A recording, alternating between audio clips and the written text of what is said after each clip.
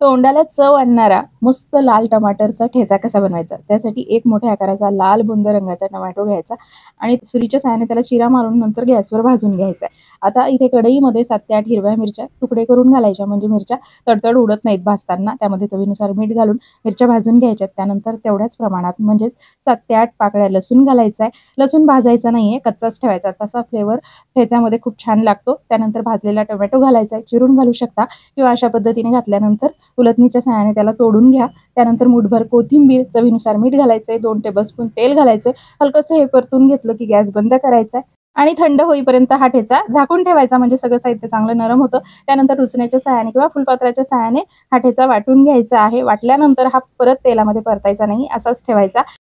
तोंडाला चव नसेल, काय भाजी करायचं सुचत नसेल, तर नक्की अशा पद्धतीचा हा टोमॅटोचा ठेचा एकदा नक्की करून पहा. भाकरीबरोबर एक नंबर लागतो. रेसिपी आवडल्यास नक्की फॉलो करा. धन्यवाद.